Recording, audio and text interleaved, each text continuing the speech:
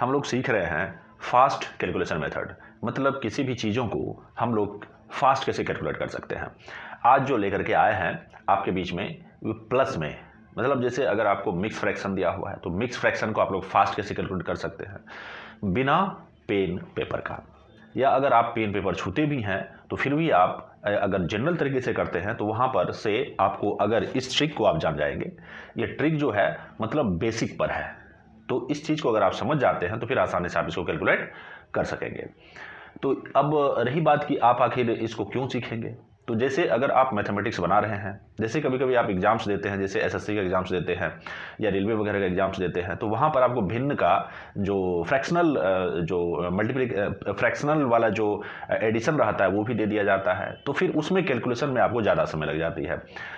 तो उसी चीज़ को आपको सीखना है कि आप फास्ट कैसे कैलकुलेट कर सकते हैं। जैसे देखिए आज का जो मेरा सवाल है, जैसे अगर मैं आपको बोलूं कि 3/2 + 2/2 अगर ये करेंगे तो कितना हो जाता है, तो ये डायरेक्ट ये कितना होता है 6 होता है। तो अब इसको मैंने कैसे इतना फास्ट तरीके से कैसे कर दिया, देखिए पहले मैंने क्या किया 3 + 2 ये हो गया 5, 3 + 2, फिर इधर प्लस क्या कर दिया, अब इधर से जो बचा मेरा 1/2 तो इसको लिखिए 1/2, फिर यहाँ पर बचा 2 को मैंने पहले ही प्लस कर दिया तो ये भी हो गया 1/2।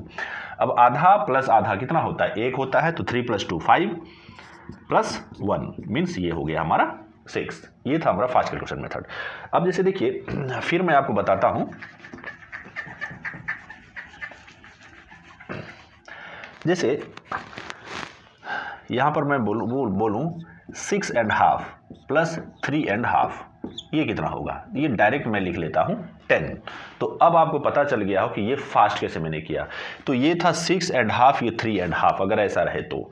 जैसे हमारे गांव में अक्सर ये देखा जाता है कि डायरेक्ट वो 3.5 + 2.5 करेंगे तो वो डायरेक्ट आपको बोल देंगे 6। तो वो इसी कैलकुलेशन मेथड का उपयोग करते हैं, तो उसी को हम लोग यहाँ पर इसको सीख रहे हैं। अब यहाँ पर रही कि ऊपर वाला जो रहता है न्यूमरेटर रहता है, जैसे इसका अगर मैं बात करूँ 1/2, ऊपर वाला न्यूमरेटर और नीचे वाला क्या होता है तो डिनोमिनेटर। हिंदी वाले जो होंगे वो इसको अंश बोलते हैं, इसको क्या बोलते हैं तो हर बोलते हैं। अगर अंश छोटा है और हर बड़ा है तो ही आप इसका इस्तेमाल कर पाएंगे। जैसे अगर यहाँ पर रहे 4/3 तो फिर आप इसको कैसे इस्तेमाल करेंगे, जैसे अगर मैं करूँ, जैसे मैं यहाँ पर लिखता हूँ 4/3 + 1/2 होल 1/2, फिर इसको कैसे फास्ट कैलकुलेट करेंगे, तो पहले इसको मिक्स फ्रैक्शन में कन्वर्ट करना पड़ेगा। तो मिक्स फ्रैक्शन में कन्वर्ट करेंगे तो क्या हो जाएगा 1 होल 1/3 + 2 होल 1/2। तो अब देखिए 1 + 2 क्या हो जाएगा 3, और यहाँ पर बचा 1/2, यहाँ बचा 1/3 और ये हो गया 1/2। तो इसको जब आप कैलकुलेट करेंगे तो 3 प्लस क्या हो जाएगा, ये हो जाएगा 2 + 3 5/6 ये हो जाएगा। तो अब देखिए यहाँ पर क्या हो जाएगा, ये हो जाएगा आपको 3 होल 5/6 हो जाएगा। अब ये 3 होल 5/6 कैसे मैंने लिखा, तो देखिए इसी चीज़ को समझना है। जैसे यहाँ पर लिखा हुआ है 3 + 5/6। अब देखिए ऊपर वाला क्या है, तो ऊपर वाला हमारा छोटा है, नीचे वाला बड़ा है, तो इसको डायरेक्ट मैं लिख सकता हूँ 3 होल 5/6, ठीक है।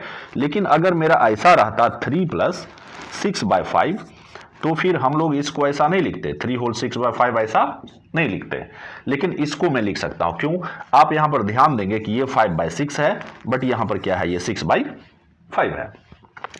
यहाँ पर ये ऊपर वाला बड़ा हो गया, न्यूमरेटर बड़ा हो गया, तो अब इसको फिर से हमको मिक्स फ्रैक्शन में कन्वर्ट करना पड़ेगा अगर ऐसा आ जाए। जैसे देखिए यहाँ पर क्या है, मैंने लिखा 3 + 6/5। अब 6/5 का मिक्स फ्रैक्शन क्या होगा, तो लिख दीजिए इसका जो मिक्स फ्रैक्शन होगा 1 होल 1/5। इसको आपको फास्ट कैलकुलेशन करने के लिए आना चाहिए कि डायरेक्ट आप इसको कैसे फास्ट तरीके से मिक्स फ्रैक्शन में ला सकते हैं। तो ये 3 + 1 क्या हो गया 4 + 1/5।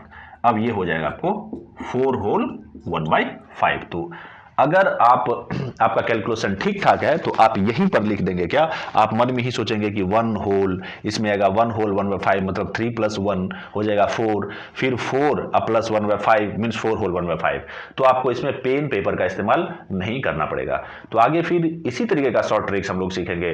तो आज के लिए बस इतना ही। स्वस्थ रहें, मस्त रहें, ठंड से बचकर रहें। जय हिंद।